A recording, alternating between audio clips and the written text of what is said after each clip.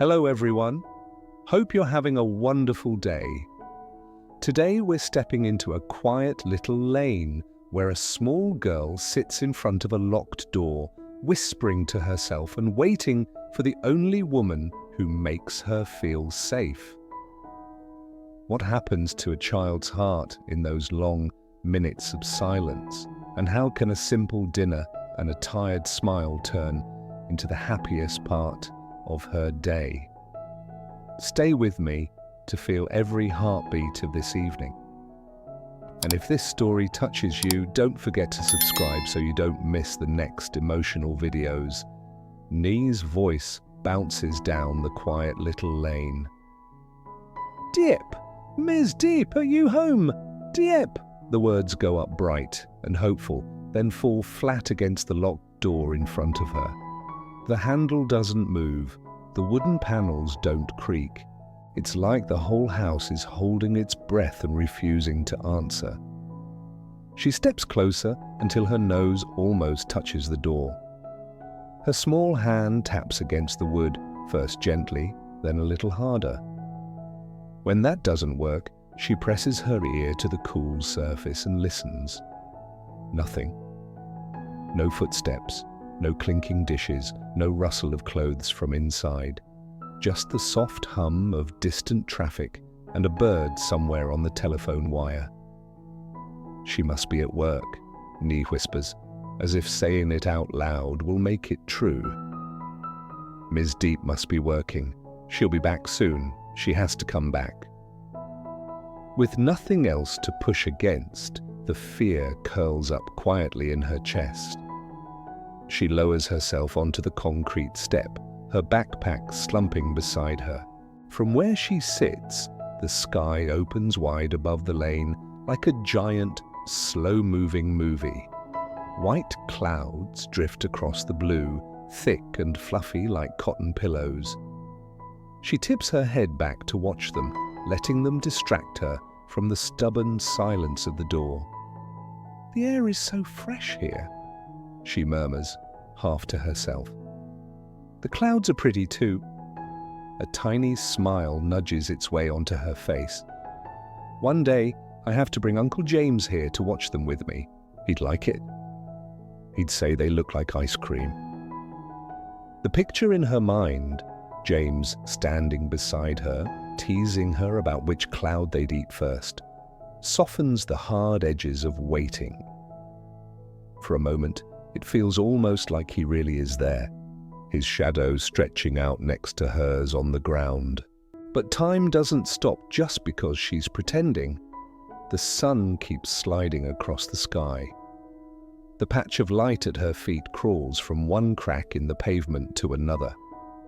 Nye pulls her knees up and hugs them tight, chin resting on top, eyes glued to the end of the lane. Any second now, she tells herself, that's where Ms. Diep will appear. Any second. A motorbike passes. An old woman with a basket of greens shuffles by. A teenager on a bicycle zooms past with headphones on. Each new figure makes Nee's heart jump up. Maybe this is Diep, maybe now, and then fall again when it isn't. The lane feels longer every minute, stretching out with each person who isn't the one she's waiting for. The sun is stronger now, the light pressing hot and heavy on her shoulders. She wipes sweat from her forehead with the back of her hand. "Why isn't Ms. Diep home yet?"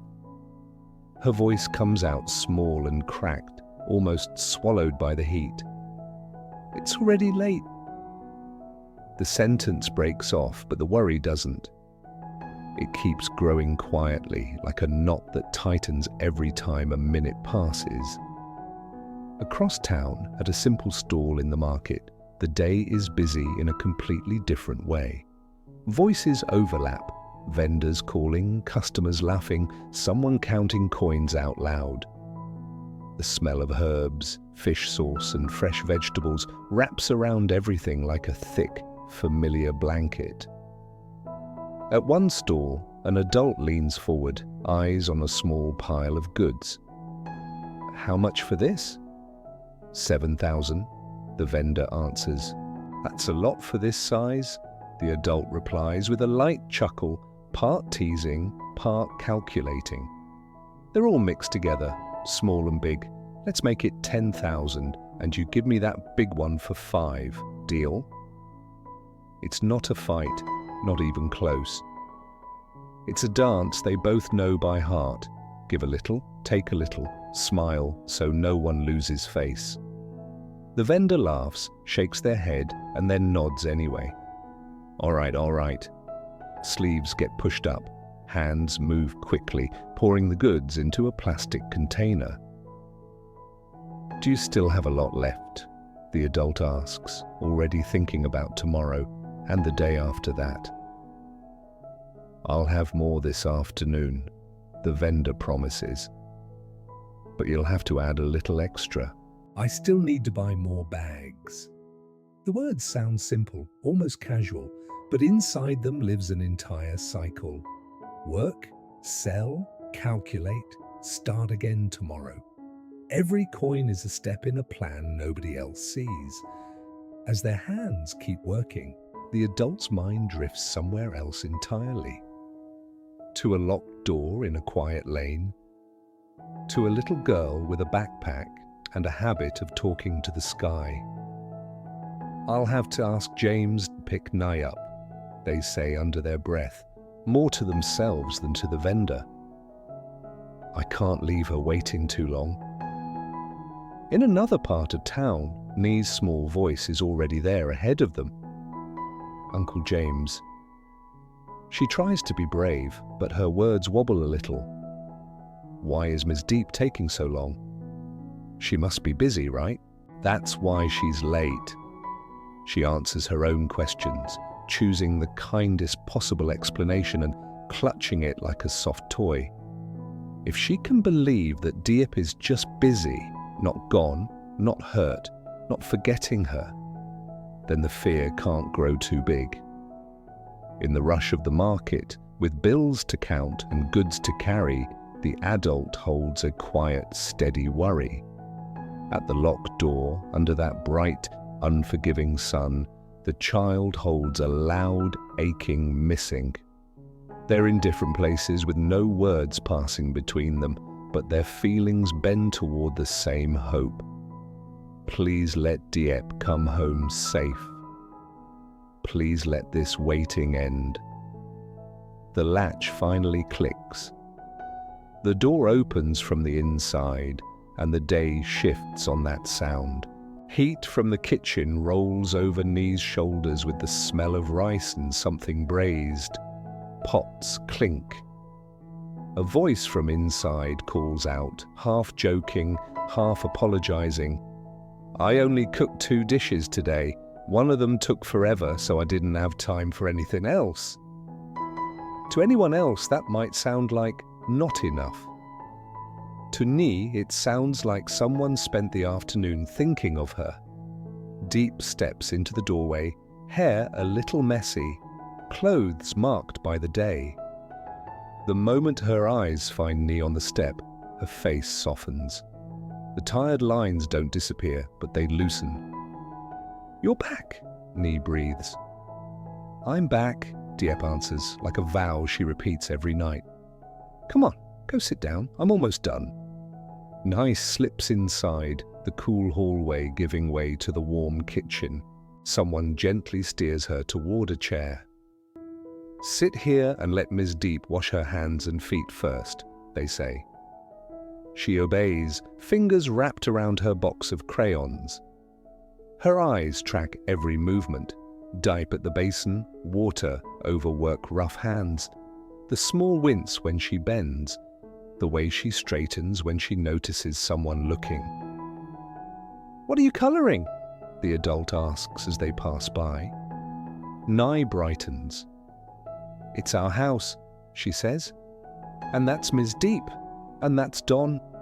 And that cloud is the one I'm going to show Uncle James. It's not just a drawing, it's her whole little world on a page. On the table, plates appear. Simple food arranged with quiet care. Rice steaming in a chipped bowl. Greens with garlic. one richer dish that clearly took most of the afternoon. Beside the chairs, a smaller plate is set down on the floor. "Here's Don's food," someone calls. Claws scrabble on the tiles. Don trots in, tail wagging like he's been waiting for this moment. He eats with noisy focus, and the room feels more alive, like every creature under this roof has been counted. Dinner isn't a feast, but it is a gathering. Nye swings her feet under the chair. Diep finally sits, shoulders dropping with the first mouthful. Soft conversation, the clink of chopsticks, small jokes that only work here.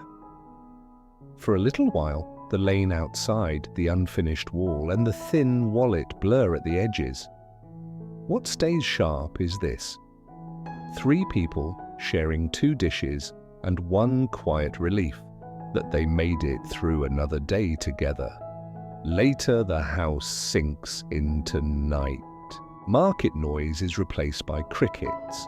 The kitchen cools, the last bit of steam fades from the pot. Nye is asleep, curled under a thin blanket, one hand resting on her coloring book. Don is stretched out nearby, full and snoring. In the main room, one bowl of food sits off to the side, untouched. "Why did you leave the food over there if Mio isn't eating?" the adult asks, hanging a dish towel over a chair. The question sounds casual, but there's caution underneath. "Maybe it's still scared of me," they add with a quick laugh. On the surface, it's a joke. Underneath, it's a promise not to push too hard. The sink is empty now, dishes washed, hands dried. Don has been fed. With the chores done, there's room for a different kind of question. "Was work hard today?" they ask quietly. The words land between them like a chair pulled out and offered. Diep could say, "It was fine." Instead, she lets out a slow breath. "We harvested beans today," she says. "The Hmong ones. I picked extra to sell. People liked them. They kept asking why I didn't bring more." Pride and exhaustion mix in her voice. She talks about the weight of the baskets, the way the sun burned the back of her neck, the long walk home. She smiles when she says the beans were praised, but her hands are still rubbing at the ache in her wrists. Then she mentions the wall. "The workers on that side are too busy," she says. "Their schedule is packed. They told me we have to wait." To someone outside, it might sound small. To her, it's another reminder that her future keeps getting pushed behind other people's plans. In her mind, that wall is more than bricks. One side for the repair shop, one side for her dream, a space that's hers, where the sign hangs straight, where Nye can do homework without dodging tools. Right now, it's just an idea she keeps carrying. Around them, the house is as tidy as it can be. Mio watches from under a chair. Don twitches in his sleep. Clean dishes wait in neat stacks. The only thing out of place is the weight in Diep's chest. But tonight, she doesn't hold it alone. The adult nods as she talks. They don't rush to fix anything. They just let her talk about beans and sun and walls, hearing the fear tucked inside each detail. In another home, this might pass as background noise, just chores, just work, just dinner and talk. Here, it's the moment that keeps everyone going, because in this small house, love doesn't show up as grand gestures. It shows up as food left out for a scared cat, as a bowl set aside for a dog who's become family, as someone who stays long enough to wash the last plate and then asks, "Was it hard today?" and waits for the whole answer. Love is nigh on the doorstep, whispering to a locked door she believes will open. It's Diep coming home exhausted but still reaching for her child first. It's the courage to say, "I'm tired," and the steady choice to add, "But I'll try again tomorrow." Sometimes the happy ending isn't some perfect someday. It's this: one simple meal, a clean sink, a sleeping child, a listening ear, and the quiet decision to keep going together. In the end, nothing magical happened tonight. No lottery ticket, no miracle contract. Just a little girl who refused to stop waiting, a woman who came home exhausted but still chose to smile, and a small house quietly holding them together. Maybe that's what real happiness looks like: a simple meal, clean dishes, a sleepy child, and someone who finally asks, "Was it hard today?" and stays long enough to hear the answer. If this story moved you, I'd love to know which moment touched you the most: the locked door, the clouds, the dinner, or that late-night conversation about beans and unfinished walls. Tell me in the comments so we can feel it together. And if you want more gentle, emotional stories like this, please consider liking this video and subscribing to the channel. It truly helps a lot.